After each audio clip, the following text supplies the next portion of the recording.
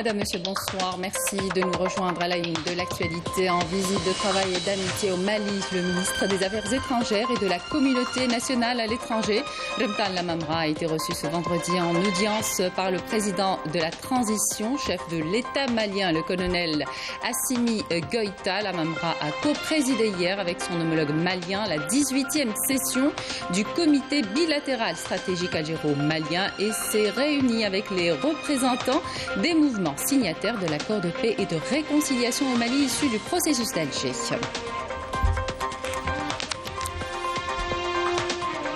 Et puis, cette découverte dans la région de Hassi Ilatou, dans la wilaya d'Adrar. Il s'agit d'un tout nouveau gisement de pétrole d'un volume qui pourrait atteindre les 150 millions de barils, selon les estimations. Plus de détails dans ce journal. On ira sur les hauteurs de Boumerdes, dans la forêt de Oued Chender, assister à la levée du liège, une opération grâce à laquelle plus de 139 quintaux d'écorce ont été collectés, une récolte destinée à satisfaire le marché national et étranger. Sur les 14 villes côtières du pays, Boumerdes se classe parmi les destinations les plus fréquentées par les estivants cette année, avec soit 16 millions de vacanciers selon l'Office national du tourisme. Et à Oran, l'ambiance s'est maintenue après les Jeux méditerranéens et tous les acteurs du tourisme ont redoublé d'efforts pour accueillir les estivants. Bienvenue à tous. Dans le cadre de la visite de travail et d'amitié qu'il effectue en République du Mali, le ministre des Affaires étrangères et de la communauté nationale à l'étranger, Remtal Lamamra, a été reçu ce vendredi en audience par le président de la transition, chef de l'État malien, le colonel Assimi Goïta. Lamamra a transmis au chef de l'État malien un message de son frère, le président Abdelmajid Tebboune, portant sur les relations historique de bon voisinage, de coopération et de solidarité entre les deux pays frères et les hautes autorités maliennes. À leur tête, le président de la transition, Assimi Goïta, ont tenu à rendre un hommage particulier au président de la République, Abdelmajid Tebboune, pour sa solidarité agissante envers le Mali et son engagement constant pour la paix et la stabilité à l'échelle régionale et continentale. Le ministre des Affaires étrangères et de la communauté nationale à l'étranger, Remtal Lamamra, a co-présidé jeudi avec son homologue malien, Abdoulaye Diop, la 18e session du comité bilatéral stratégique algéro-malien. Les travaux de cette session ont permis aux deux parties de passer en revue un large éventail de sujets d'intérêt commun ayant trait au renforcement des relations bilatérales, à la mise en œuvre de l'accord de paix et de réconciliation au Mali issu du processus d'Alger, ainsi qu'aux questions d'actualité au niveau régional et international. Je vous invite à écouter ces déclarations. Je dois dire que nous avons travaillé dans un état d'esprit de solidarité et de complémentarité. Le président Abdelmajid Tebboune, comme le président Goïta, sont attachés à la paix, à la solidarité et au travail en commun. Je dois saluer devant vos micros l'engagement de l'Algérie à nos côtés pour la paix, mais aussi la manière avec laquelle l'Algérie a toujours adopté une posture constructive, mais aussi compréhensive par rapport au processus de transition au Mali, ne se mettant pas dans une position de donneur de leçons, mais surtout de se dire que c'est un voisin, tout ce qui se passe au Mali affecte l'Algérie et qu'elle doit toujours être une force à nos côtés pour pouvoir nous aider, nous accompagner. Je crois pouvoir dire que la session d'aujourd'hui a apporté beaucoup à notre réflexion commune et à notre volonté de faire progresser nos actions de partenariat et de coopération à travers un dynamisme accru, un engagement plus soutenu et également à travers une sollicitation de l'ensemble des mécanismes et structures créées par nos deux pays pour pouvoir présider à un développement soutenu, à un développement ambitieux du partenariat entre nos deux pays. Le ministre des Affaires étrangères et de la communauté nationale à l'étranger, Ramtan Lamamra, s'était réuni hier avec les représentants des mouvements signataires de l'accord de paix et de réconciliation au Mali, issus du processus d'Alger. La réunion qui intervenait à la suite de la 18e session du comité bilatéral stratégique a permis de prendre connaissance des points de vue des mouvements permettant de compléter l'évaluation d'ensemble sur l'état de la mise en œuvre de l'accord ainsi que sur les perspectives de son accélération. À cette occasion, les représentants des mouvements ont réitéré leur attachement à l'accord en tant que pierre angulaire des efforts visant à promouvoir des facteurs de réconciliation et de paix et de préserver durablement la stabilité et l'unité du Mali. Les participants ont également saisi cette occasion pour renouveler leur confiance dans le rôle de l'Algérie en sa double capacité de chef de file de la médiation internationale et pays assurant la présidence du comité de suivi de l'accord. Pour sa part, le chef de la diplomatie algérienne a réaffirmer la disponibilité de l'Algérie à poursuivre son accompagnement pour aider les parties signataires à assurer une mise en œuvre diligente, efficiente et intégrale de l'accord pour préserver les intérêts suprêmes du Mali. On vous emmène à présent dans la région de Tinfouyer Tabenkurt, dans le bassin d'Ilizi. Les compétences algériennes du groupe Sonatrach ont procédé au forage d'un 4e puits de pétrole dans le cadre d'un programme qui compte 35 nouveaux puits. Reportage Saïda Maïf. La région TFT, Tinfouyer Tabenkurt, située dans le bassin d'Ilizi à 290 km au nord d'Inamenas, environ 500 km au sud-est de Hassi Messoud. TFT, une surface d'un rayon de 150 km.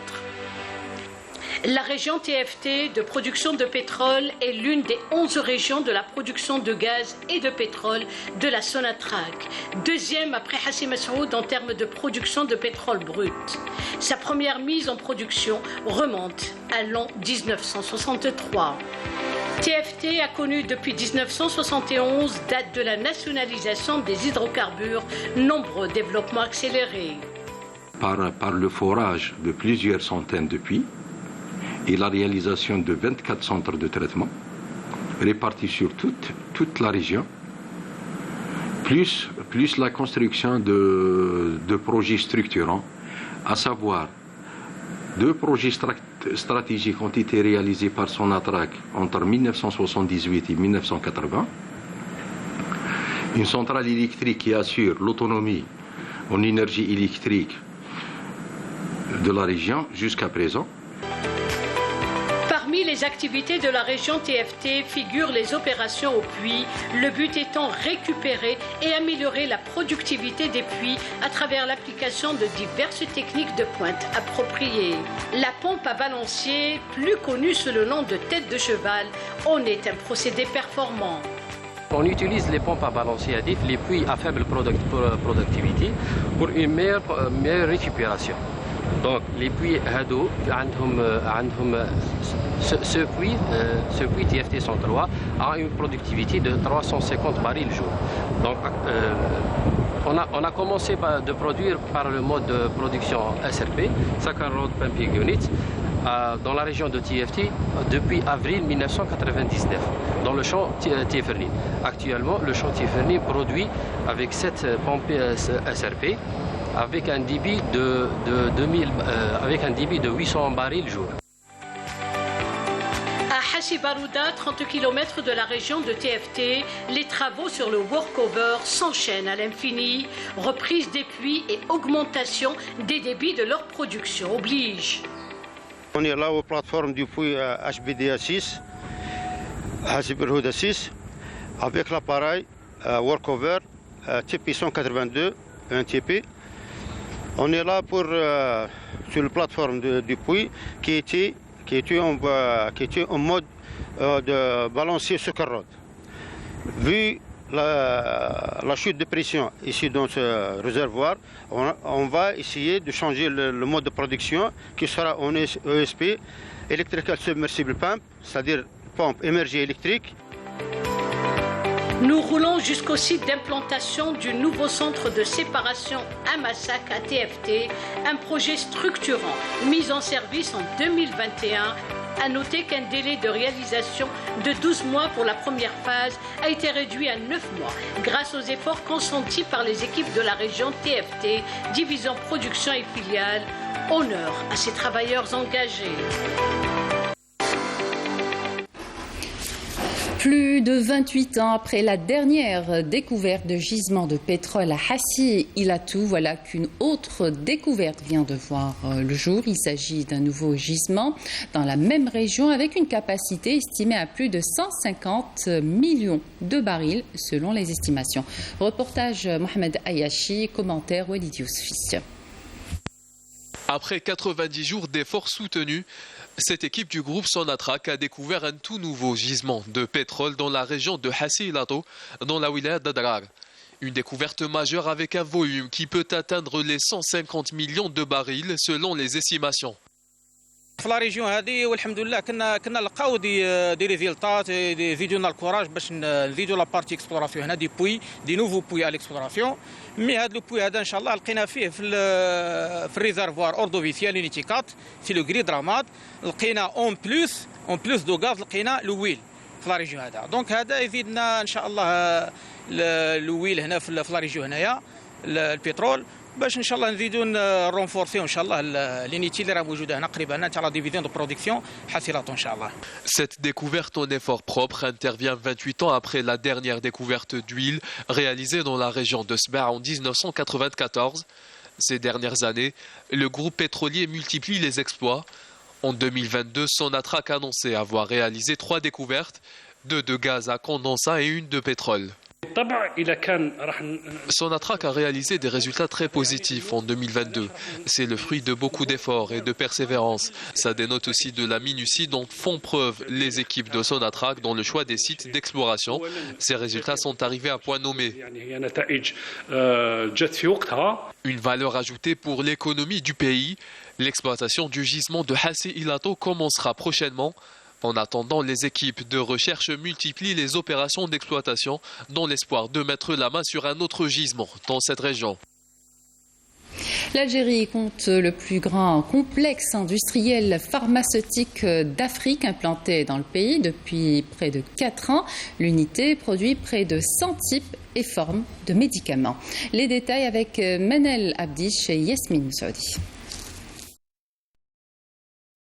Algérienne, le complexe industriel de Sanofi implanté à Alger produit près de 100 types et formes de médicaments dans différentes aires thérapeutiques, notamment les pathologies cardiaques, les traitements contre le cancer ou encore les traitements enzymatiques des maladies rares. Nous avons la plus grande unité de fabrication de médicaments en Afrique. Avant, 65% de notre production était produite localement. Aujourd'hui, nous en sommes à 75%. Nous aspirons à atteindre les 85% de médicaments produits localement.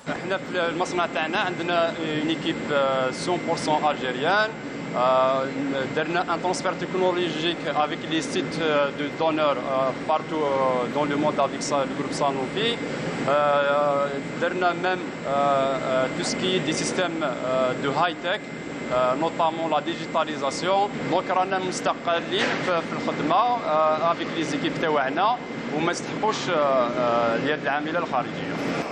Ce qui est produit au niveau de ce complexe est soumis à un contrôle strict au niveau des laboratoires. Objectif, produire des médicaments qui répondent aux normes internationales. Le laboratoire de contrôle qualité du complexe Sanofi de Sidi Abdallah est doté d'un équipement à la pointe de la technologie. Toutes les bonnes pratiques de fabrication sont respectées. Les techniques d'analyse sont similaires à celles des usines Sanofi à travers le monde. Je suis diplômé de l'université de Babzouar, spécialité génie des procédés. Je fais partie de l'équipe de Sanofi depuis maintenant 9 ans. Nous avons suivi des formations au sein de l'entreprise, que cela soit pour le contrôle de qualité ou encore pour la manipulation du matériel utilisé. Inauguré en 2018, le complexe Sanofi est l'un des seuls sites en Algérie qui regroupe la production, l'entreposage et la logistique sur une seule plateforme de près de 7 hectares. Il ambitionne à terme de fabriquer localement 100 millions d'unités de diverses spécialités pharmaceutiques. On vous emmène à présent sur les hauteurs de Boumerdès dans la forêt de Oued Chender, assister à la levée du liège. L'opération d'écorçage peut être effectuée chaque 9 ans minimum. Wali Yousfi a assisté à l'opération grâce à laquelle plus de 139 quintaux d'écorce ont été collectés. Regardez ce reportage.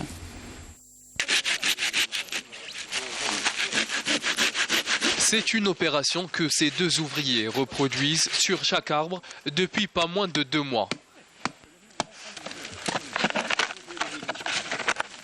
Une manœuvre délicate qui demande beaucoup de technicité car ici, le but est d'enlever l'écorce sans abîmer le chêne.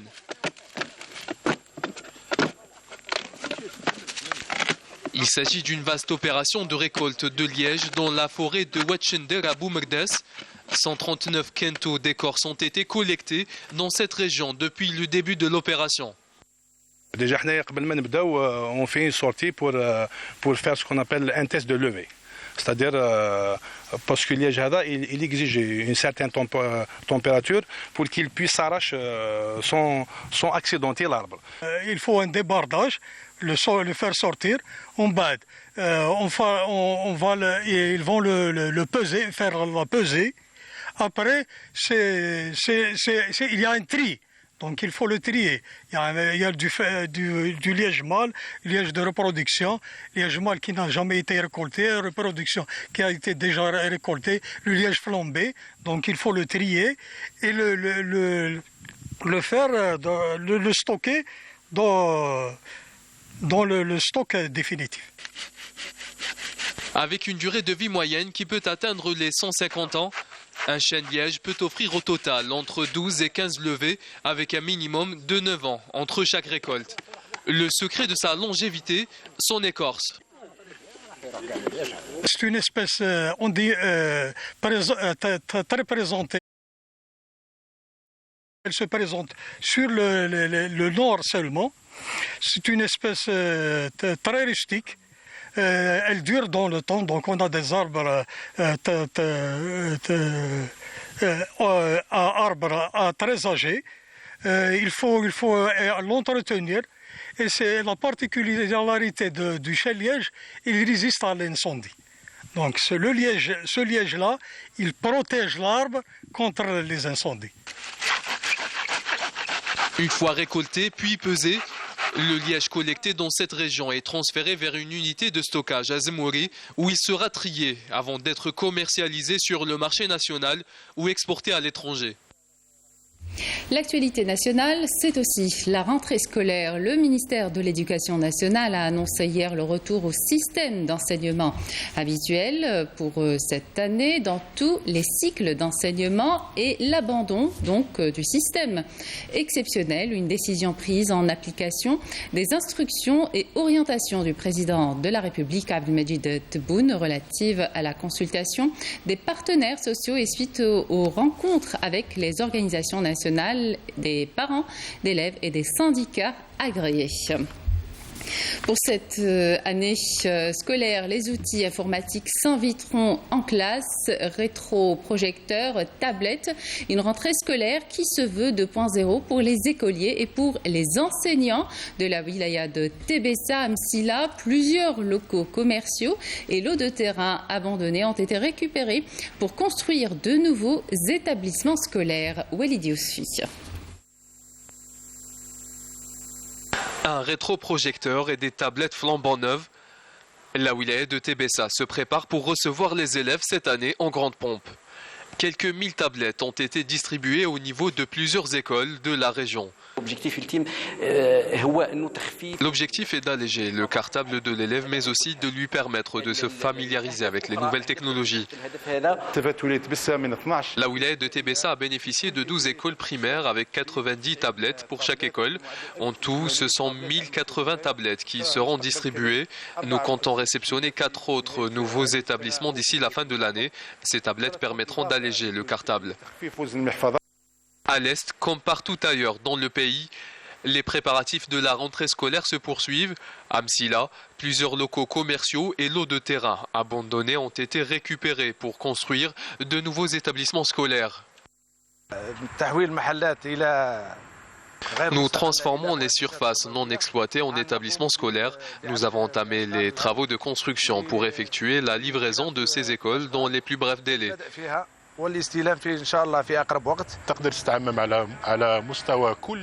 Nous avons gagné 13 nouveaux établissements scolaires grâce à cette opération, 10 écoles primaires et 3 CEM.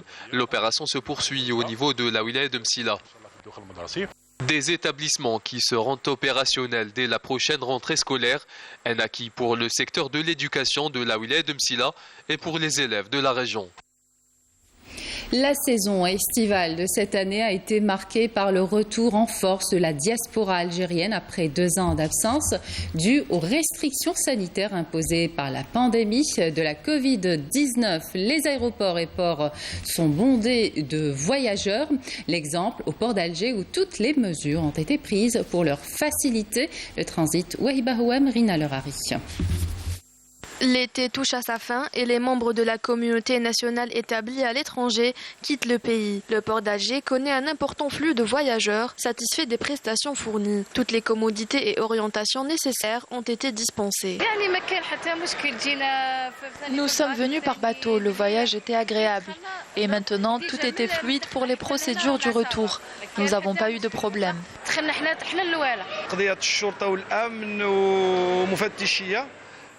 Les services douaniers et la police des frontières nous ont bien orientés pour les procédures du voyage.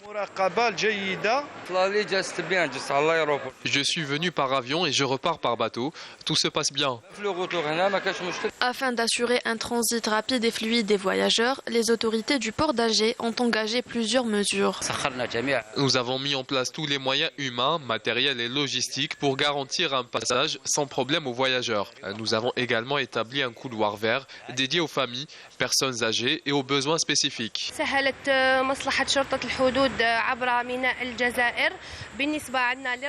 La police des frontières a facilité l'entrée de 111 638 voyageurs et 35 741 voitures. En ce qui concerne les départs, depuis le 20 août, nous avons enregistré un nombre estimé à 151 468 voyageurs, tandis que 18 209 voitures ont quitté le territoire national.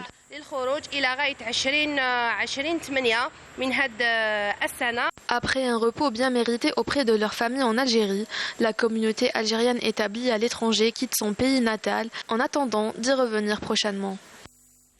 À l'étranger, le collectif des Marocains contre les arrestations politiques a réitéré ses demandes de libération de la militante des droits de l'homme, Saïda El Alami, et de l'abandon des poursuites à son encontre, faisant part de sa profonde préoccupation quant à son état de santé après que la militante ait entamé une grève de la faim. Saïda El Alami croupit dans les geôles du Marzen depuis 6 mois après qu'elle ait dénoncé la répression visant les journalistes et les militants et refusé de cautionner le régime du Marzen qui a échoué dans sa politique de terreur en bâillonnant les militants et en étouffant les libertés civiles.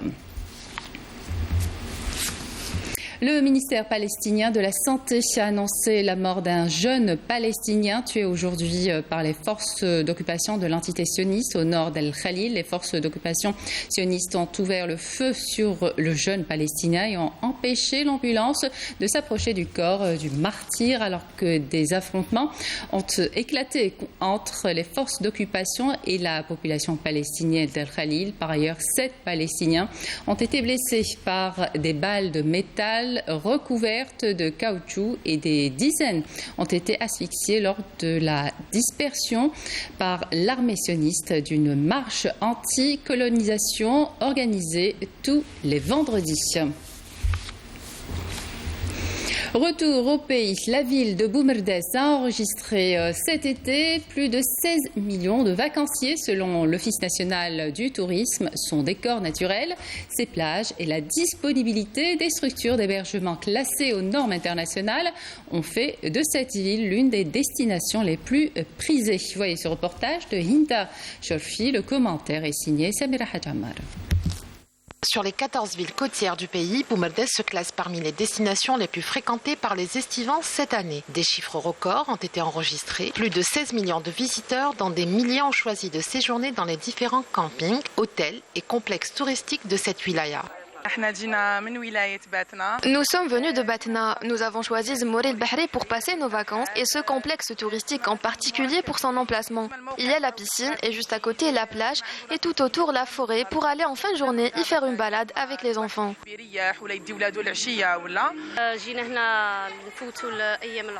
On apprécie beaucoup la région, c'est familial et calme.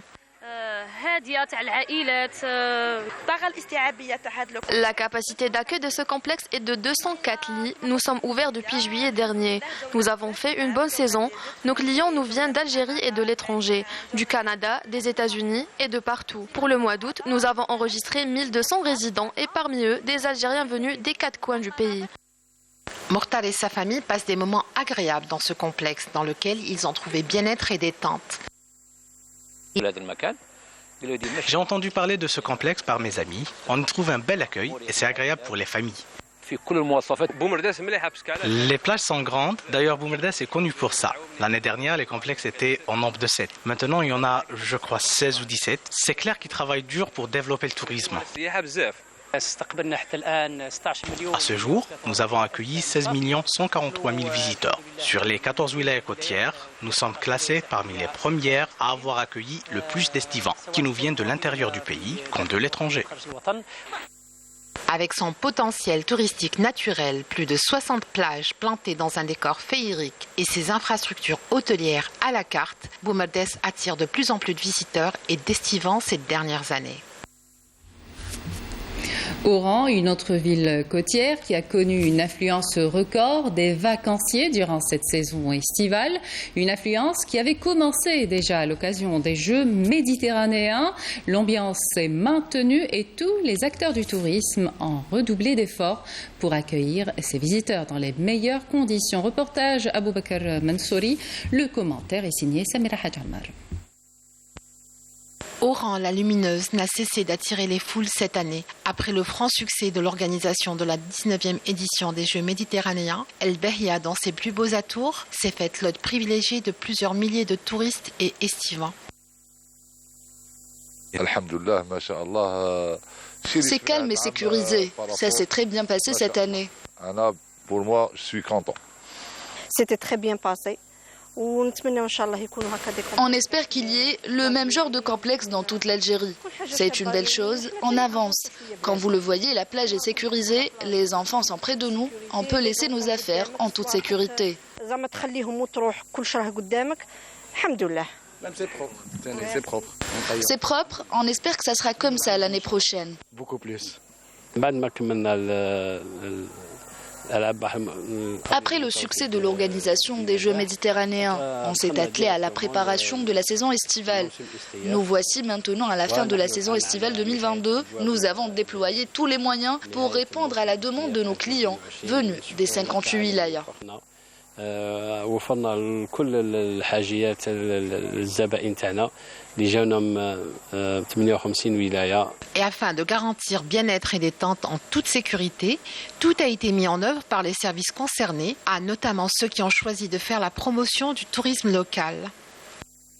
في إطار التقييم الجزئي الأولي لموسم الاستياف من سنة 2022 Notre évaluation partielle du déroulé de la saison estivale 2022 indique que la wilaya d'Oran a enregistré une grande affluence d'estivants venus des 4 coins du pays ou encore de l'étranger. Tous, notamment les établissements hôteliers, ont travaillé très dur pour offrir un accueil et des prestations d'hébergement et de restauration aux normes internationales et à la hauteur des aspirations des vacanciers. Des atouts touristiques qui ont fait d'Oran une destination phare pour les milliers de visiteurs qui ont choisi le Behia pour passer leurs vacances. Et on termine cette édition avec du sport. Football, la sélection algérienne des moins de 17 ans a validé son ticket pour les demi-finales de la Coupe arabe de la catégorie qui se déroule actuellement en Algérie. Les Verts ont battu la Tunisie en quart de finale. Une 4e victoire d'affilée pour les protégés de Rizqi Ermen qui ont fait un parcours sans faute. Retour sur le match de la Tunisie et sur le parcours de notre sélection dans cette Coupe arabe avec Sarah Derbel.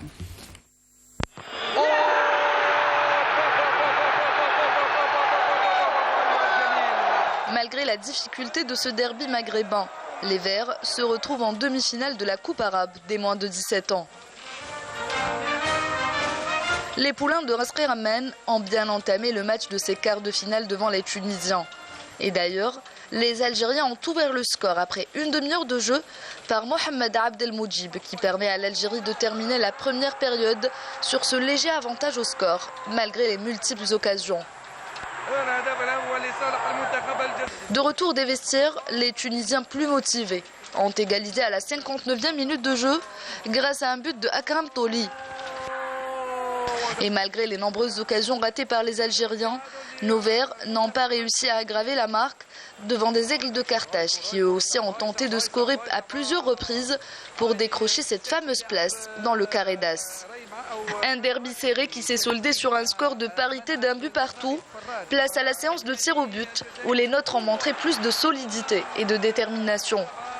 Bedani, Anatouf et Kessassi ont transformé leur tentative. De leur côté, les Tunisiens ont inscrit uniquement un seul pénalty. Car en face, le portier algérien Mathias Hamesh a brillé en sortant 2 arrêts qui ont permis à l'Algérie de valider sa présence dans le dernier carré pour croiser le fer le 5 septembre prochain avec l'Arabie Saoudite qui a battu l'Irak en quart de finale sur un score de 4-1.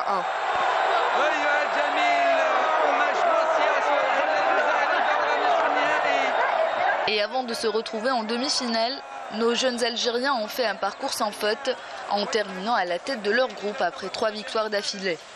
La première devant la Palestine sur un large score de 5-0, face au Soudan sur un score de 2-0 et enfin, ils ont battu les Émirats Arabes Unis 3-0.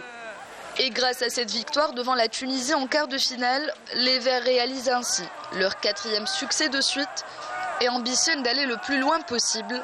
Et pourquoi pas remporter cette 4e édition de la Coupe arabe sur le sol algérien.